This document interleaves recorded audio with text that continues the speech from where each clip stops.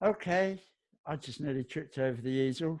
Got a slightly crooked camera. Yeah, so hi. Yes, now, okay. I always say hi.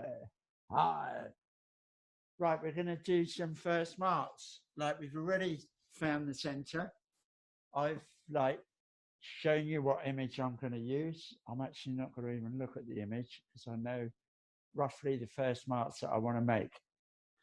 So I've got a horizon and I've got a pier in my picture, if you remember.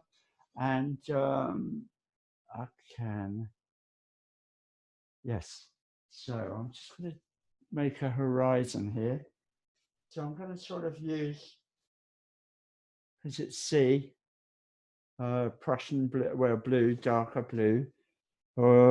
Like I say, I've mentioned about the blues. Like the Prussian blue is a good one because it's not the ultramarine blue is like purpley. Like actually, I've been seeing quite a lot in the summer skies and stuff, a lot more purpley stuff. But generally, so we can get the purpley effect with blue and red anyway, can't we? So like the Prussian blue is nice and blue anyway. So I decided, generally, as a rule of the thumb, for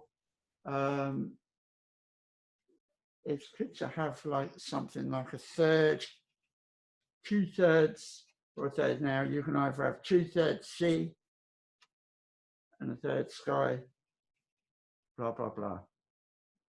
So the 2/3, one or the other, not in the middle. It's really tempting to do it in the middle, but which is another good reason why we've got a middle mark. It helps us not fall into that trap. Don't know why it is. It's just so easy to do. Now, of course, when we're using the acrylics, we want to make sure we've got plenty of water. So we're going to spread it around to start with. So I'm going to, see, I know that's halfway, don't I? So just about there, I'm going for one line across. So we do a straight line, straight arm like this. If we can do a straight arm, I'll just move that back a little bit. So if we stand back from the canvas, preferably stand. If you're sitting down, move your chair back from the canvas so that you've got this straight arm. So what you're doing, you're looking straight down, your arm, and the brush is an extension of your arm. You can even, so I know that's the middle. I'm going to about there. Yeah. That's where I'm going to start. So I'm going to start there. Now I'm going to draw the line. I'm not going to use a ruler, a piece of wood or anything, because if you stand strong, I'm crouched a little bit, and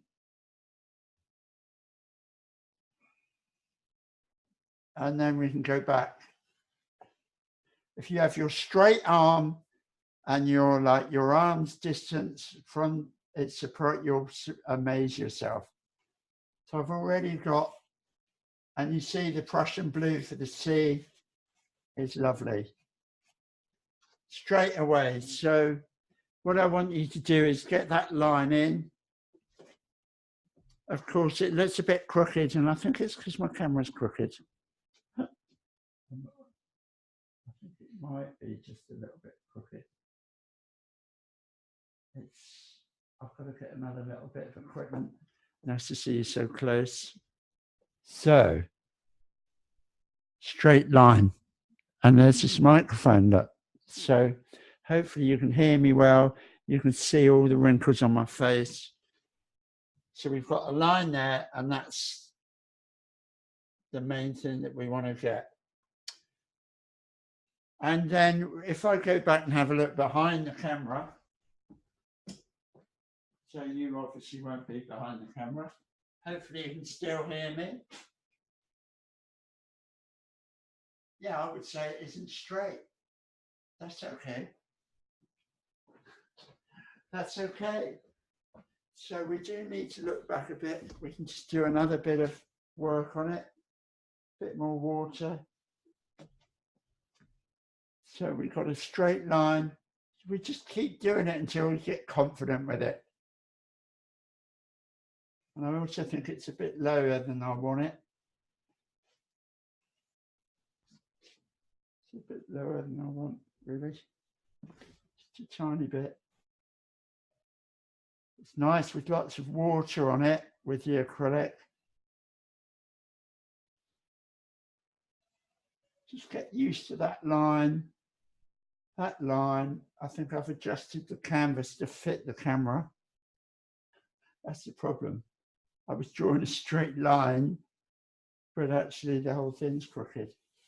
So I can actually brush out the paint underneath. I've already got, wow, it's sort of like a sea, isn't it? Of course,